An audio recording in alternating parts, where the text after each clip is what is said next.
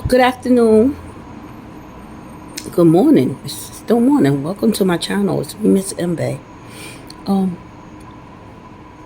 we are now Monday? 4 days before White Independence Day.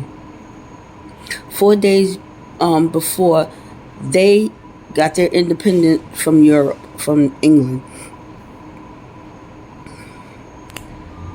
And we still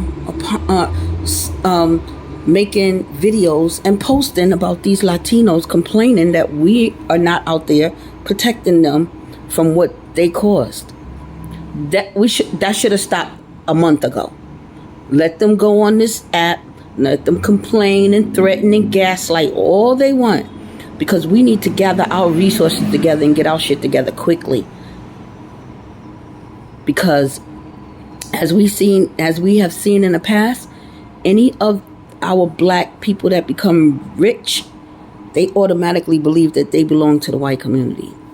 Venus and Serena are now teaming up with Elon Musk. What a shame. I knew something was going wrong when Serena started bleaching. That's the first sign. Because I don't care about her having a white husband. That's not even an issue with me. But when she starts to bleach, that was it.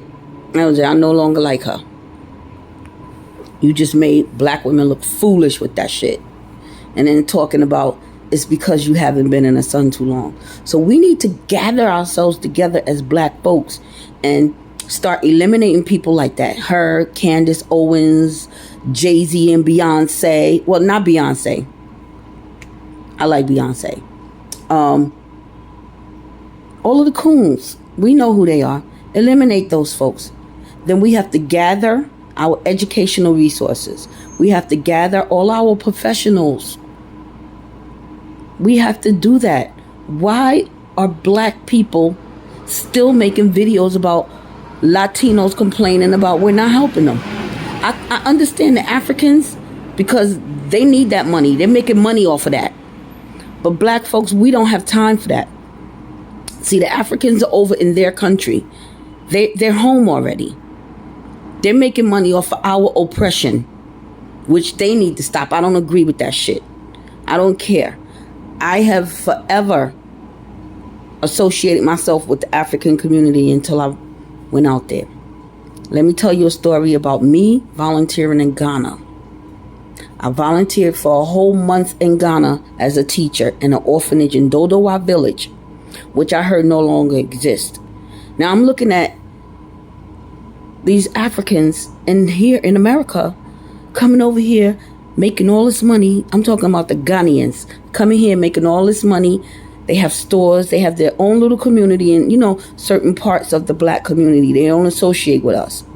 But when you go over there and you go to the rich part, you go to the middle class, go to the poor part, then you go to the village that's real poor. And some of these fathers are abandoning their families, so the mothers are dropping their kids off at the orphanage. They're not even trying to raise their kids. They're just dropping them off at the orphanage and kept it moving. Now, I was there for a whole month teaching.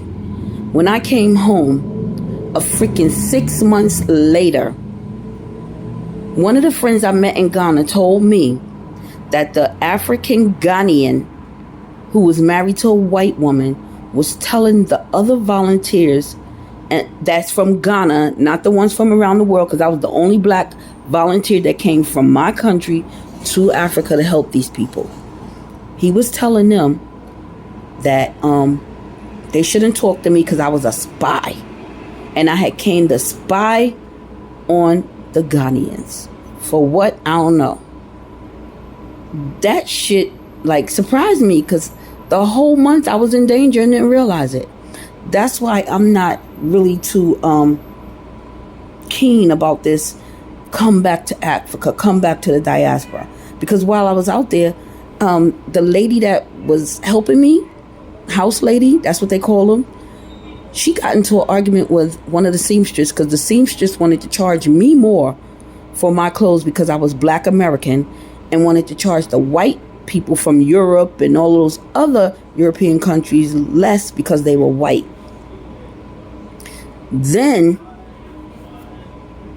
it was just too much for me. I was like, I will never go back to Ghana again. I don't give a fuck what happened, because then I was told by the Ghanaians that I would not be welcome as a black American back.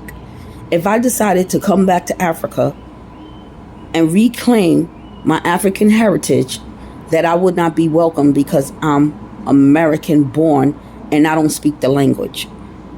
They told me to my face, you wouldn't be welcomed in any country. If let's say, for instance, my grandfather was Senegalese. He came here, built community, and died. Now, I don't speak Wolof, but I know my culture. I know my father's culture. They told me, oh, you would not be accepted in Senegal because you don't speak the language. Now, had I didn't say anything, none of these people knew I was from America, because I look exactly like them. Same complexion, same height, same hair. As soon as I said one word, the look on their face was fear that I spoke English. And then all of a sudden, none of them wanted to be around me. I wasn't good enough.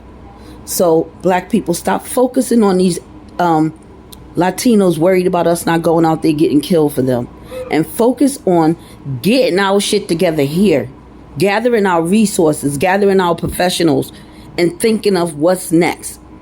Because we warned everybody that all of this was going to happen, because this is not the first time this happened. We are witnessing this again. I am 60 years old, and this is nothing new under the sun and with white people.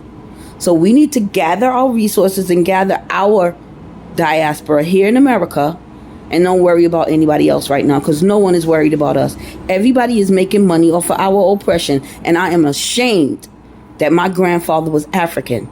I used to be the proudest African in my family and my community. Now I'm ashamed.